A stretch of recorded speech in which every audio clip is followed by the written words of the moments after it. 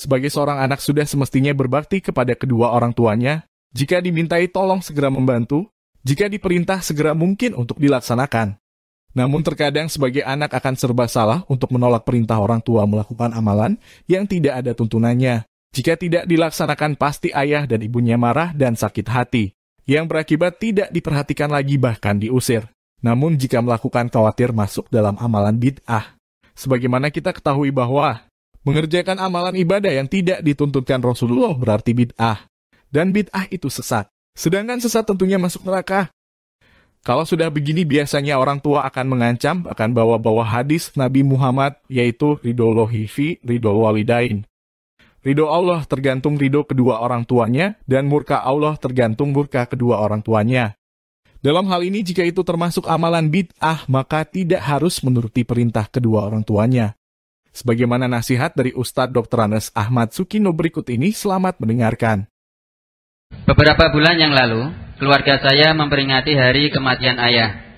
Tetapi saya tidak menghadirinya, karena saya telah memahami bahwa ritual tersebut tidak ada tuntunannya. Tetapi saudara saya menentang apa yang telah saya lakukan dan menganggap saya anak yang durhaka. Dia menyuruh saya supaya menanyakan kepada Ustadz hadis tentang ridho Allah, ridho walidain. Untuk itu mohon diterangkan hadis tersebut, Ustadz. Jadi ya, ridho Allah fi ridhol walidain. Artinya keridhaan Allah itu ada kaitannya dengan ridhonya orang tua. Kalau orang tua ridho akan perbuatan anaknya, maka Allah ridho. Kalau orang tuanya tidak ridho akan perbuatan anaknya, maka Allah tidak ridho. Nah, ridho dan tidak ridho orang tuanya ini yang dibenarkan oleh agama. Misalnya, orang tua ridho perbuatan anaknya, walaupun anaknya melanggar larangan Allah. Ya, anaknya perempuan dihampiri teman sekolahnya, teman kuliahnya, berangkat pergi diantar, ya, jadulan kemana-mana, wong tuanya ridho. Wis ora apa-apa ridho aku. Apa Allah ridho begitu itu?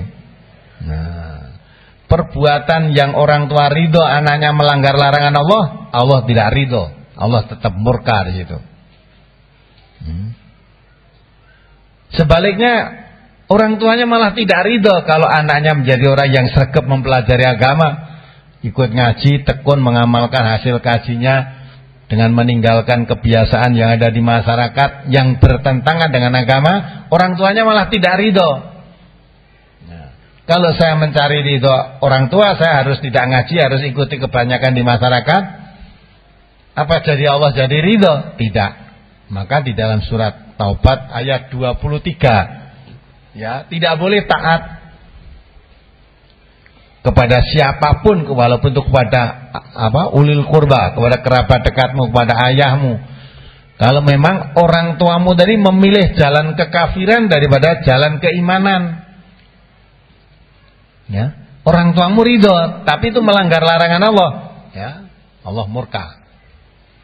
Jadi maksud Allah ridho kepada perbuatan anaknya, ya, orang tua ridho pada perbuatannya yang diridhoi Allah itu kalau perbuatan itu dibenarkan oleh agama, maka Allah ridho. Tapi kalau orang tuanya ridho perbuatan yang melanggar agama Allah dilakukan oleh anaknya, orang tuanya tidak apa-apa, sudah saya ridho, dosa itu.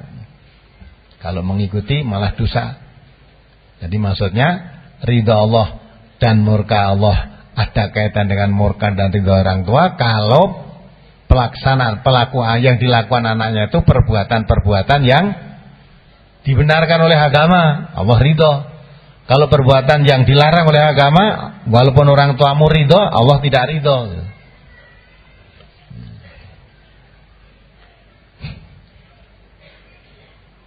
Apalagi, maka berbakti kepada orang tua yang telah meninggal. Itu misalnya orang tua meling, "Sona aku mati, belehna wedhus kendit." Dulu ada kan pertanyaan minggu baik, kan belehke wedhus kendit. Nah, katanya bisa untuk tumpahan. Lah, nek mati kan belehke wedhus kendit.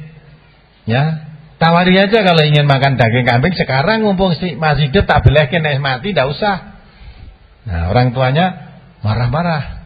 Ketika masih nek kowe ora gelem ya seperti tadi ya. Nek kowe ora gelem maca aku penek mati mbok glundungke kaya kucing wae. Nah, itu ta. Ben ora kaya kucing terus ora diglundungke, dirapake ngono ya.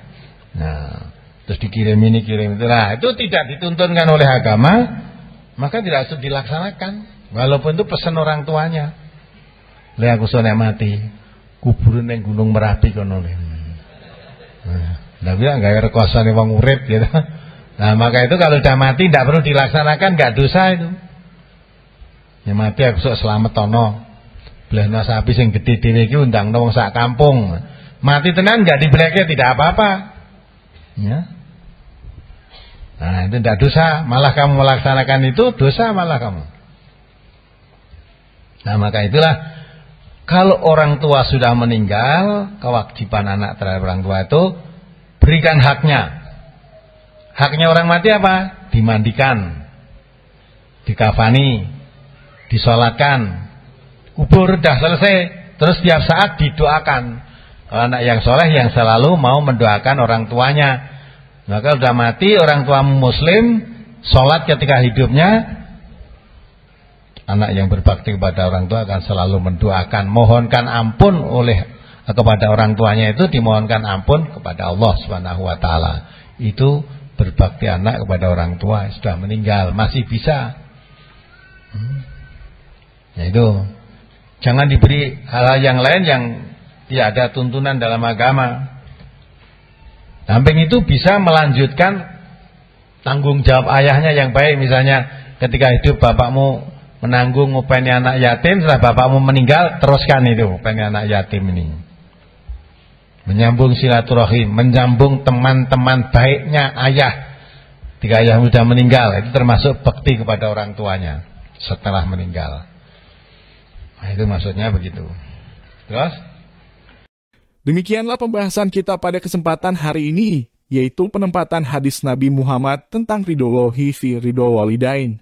Semoga para orang tua memahami dan menghargai anak apabila tidak mau melaksanakan jika dimintai tolong melakukan amalan yang tidak ada tuntunannya. Wassalamualaikum warahmatullahi wabarakatuh.